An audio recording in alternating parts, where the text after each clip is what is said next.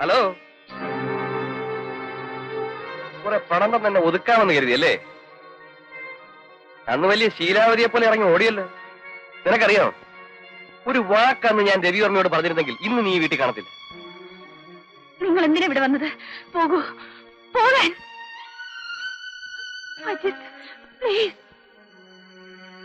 രവിയേട്ടൻ ഇപ്പൊ വരും. നിങ്ങൾ എന്റെ ജീവിതം തകർക്കരുത്. പണം എത്ര വേണമെങ്കിലും ഞാൻ തരാം. ദയവേത് നിങ്ങൾ ഇവിടുന്ന് പോകൂ. എനിക്ക് വേണ്ടത് എന്താണെന്ന് ഞാൻ നേരത്തെ നിന്നോട് പറഞ്ഞു. ഒന്നല്ല, പല പ്രാവശ്യം. I want you.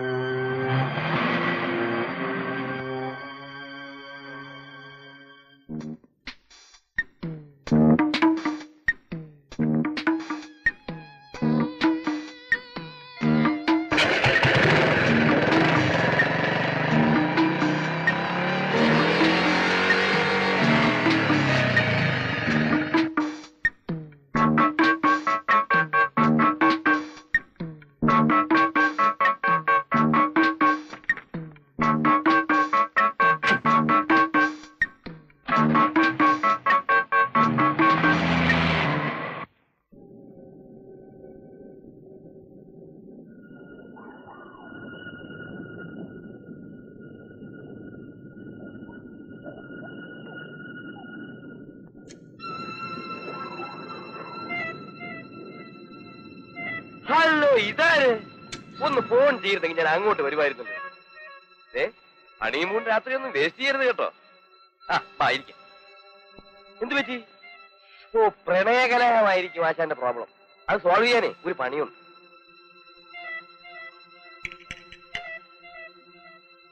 താനും എന്റെ വീട്ടിൽ വന്നിരുന്നോ? ഞാനോ? ഇല്ല. ഇന്നത്തെ ദിവസം ഞാൻ ഈ വീട്ടിൽ നിന്ന് പുറത്തിറങ്ങിയിട്ടില്ല. തനിച്ചിരുന്ന 5 സിനിമ ഉണ്ട്. 6ാമത്തെ എന്റെ ക്ലൈമാക്സ് ആയപ്പോഴാണ് തന്നെ വരും. ഇതാപിടി. നീ വീടിന് പുറത്തിറങ്ങിയിട്ടില്ല അല്ലേ?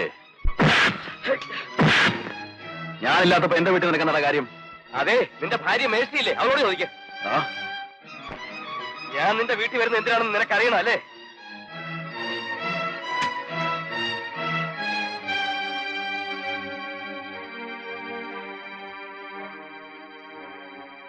നോക്കണ നിന്റെ തമ്പുരാട്ടിയുടെ മഹത്വം.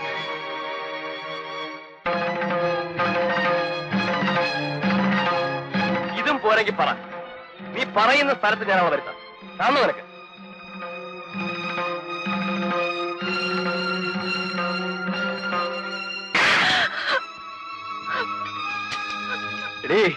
നിന്നെ ഞാൻ എല്ലാം പറയാൻ രവിയേട്ട.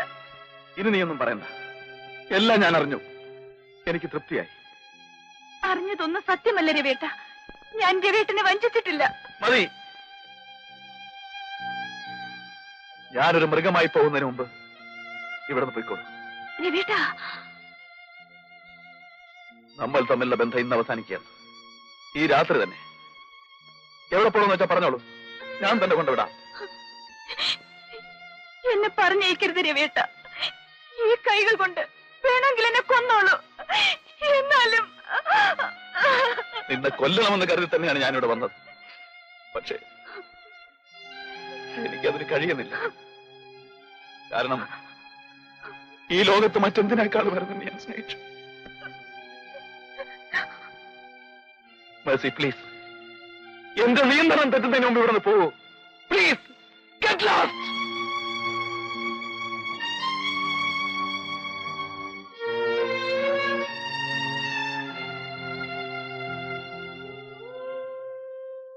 കോടതിയിൽ ഞാൻ വീറോടെ കേസ് വാദിച്ചു. പക്ഷേ വിവാഹമോചനം അനുവദിച്ചിരിക്കുന്നുവെന്ന് വിധിയുണ്ടായപ്പോൾ ഞാൻ ആകെ തളർന്നുപോയി. എന്റെ മേഴ്സിയെ എന്നേക്കുമായി എനിക്ക് നഷ്ടപ്പെടുമല്ലോ എന്നോർത്തപ്പോൾ എനിക്ക് സഹിക്കാൻ കഴിഞ്ഞില്ല. കണ്ണീരോടെ കോടതി വിട്ടിറങ്ങുന്ന മേഴ്സിയെ തിരിച്ചു വിളിക്കാൻ എന്റെ മനസ്സ് കൊതിച്ചതാണ്. എന്തോ അന്ന് എനിക്കതിന് കഴിഞ്ഞില്ല.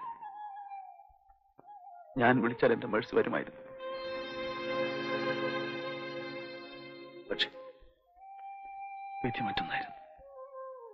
അന്ന് രാത്രി കുറേയേറെ വൈകിയാണ് ഞാൻ വീട്ടിൽ വന്നത്.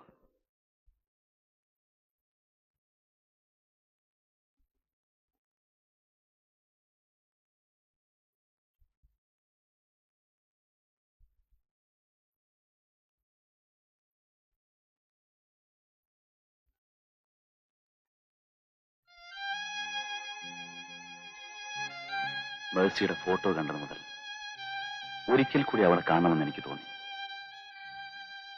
വിവാഹമോചനം കഴിഞ്ഞിരിക്കുന്ന സ്ഥിതിക്ക് എങ്ങനെ ഞാൻ അവളുടെ വീട്ടിൽ പോകും? അപ്പോഴാണ് മേഴ്സിയുടെ ഒരു പെട്ടി അവിടെ ഇരിക്കുന്നത് ഞാൻ കണ്ടത്. അത് തിരിച്ചു കൊടുക്കാൻ വേണ്ടിയെങ്കിലും എനിക്ക് മേഴ്സിയുടെ അടുത്ത് പോകാമല്ലോ.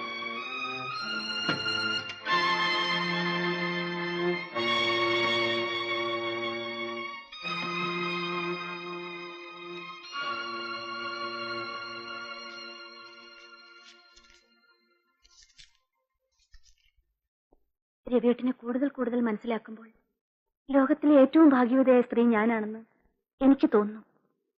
ആ സ്നേഹം അതേ അളവിൽ മടക്കി കൊടുക്കുവാൻ സാധിക്കണേ എന്നാണ് എന്റെ പ്രാർത്ഥന.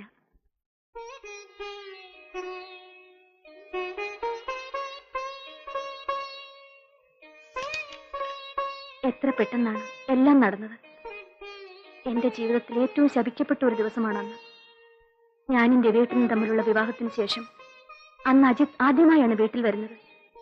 അയാളുടെ കയ്യിൽ കുറെ ഫോട്ടോഗ്രാഫുകൾ ഉണ്ടായിരുന്നു. എന്റെ നഗ്ന ഫോട്ടോകൾ സ്റ്റുഡിയോയിലെ ഡ്രസ്സിംഗ് റൂമിൽ ഞാൻ അറിയാതെ എടുത്തതാണത്രേ. ആ ഫോട്ടോകൾ കാട്ടി അയാൾ എന്നെ ഭീഷണിപ്പെടുത്തുന്നു.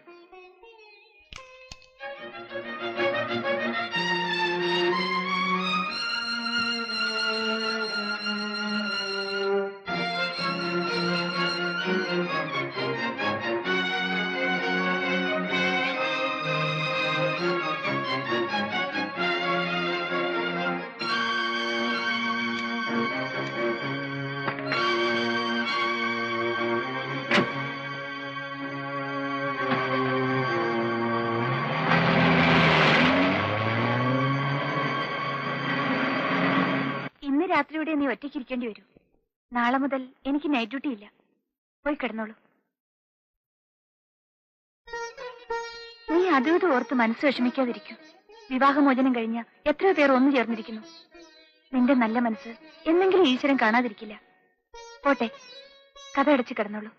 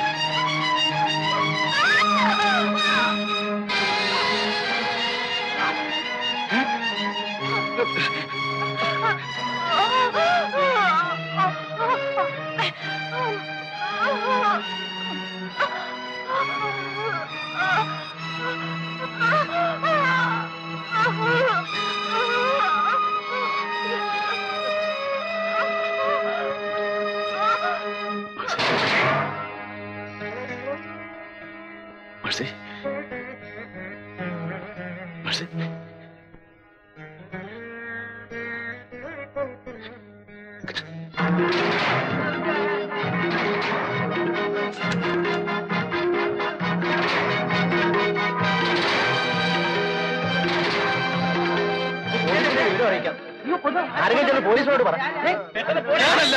പോലീസിനെ വിളിച്ചോണ്ട് ആരെങ്കിലും. ഞാനല്ല എന്റെ മേഴ്സിയെ കൊന്നത്. ഞാനല്ല. ഞാനല്ല.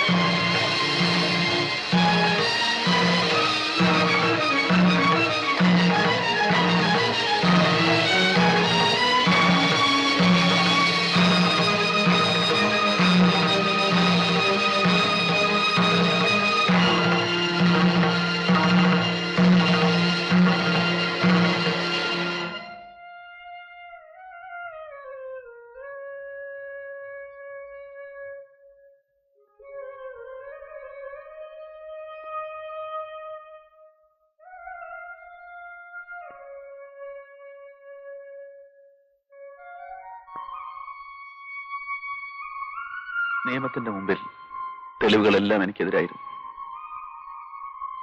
അജിത്തിനെ കുറിച്ച് ഒരു അക്ഷരം പോലും ഞാൻ കോടതി പറഞ്ഞില്ല. പറഞ്ഞിട്ട് കാര്യമില്ലെന്ന് എനിക്കറിയാമായിരുന്നു. ഏക തെളിവ് മേഴ്സിയുടെ ഡയറി മാത്രമായിരുന്നു. ആ കാറിനോടൊപ്പം അത് വന്നെരിഞ്ഞു പോയി.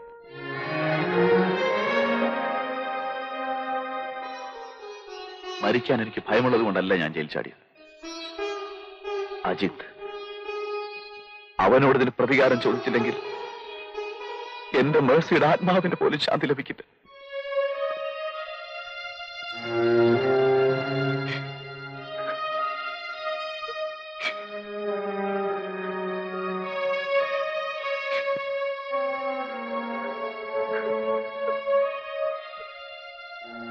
ഇനി ഞാൻ പോയിക്കോട്ടെ മോളെ.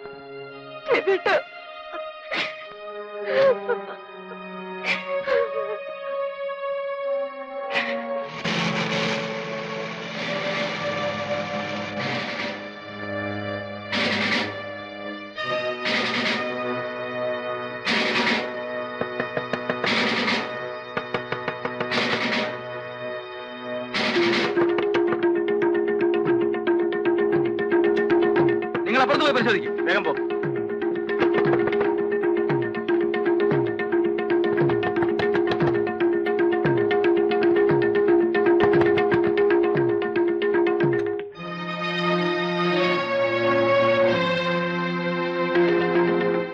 എന്താ തുറക്കാൻ എത്ര താമസം? ഞങ്ങൾ ഉറങ്ങുകയായിരുന്നു. ദേവിവർമ്മയുടെ ഇവിടെ ഇല്ല. കംപ്ലീറ്റ് പരിശോധിക്കും.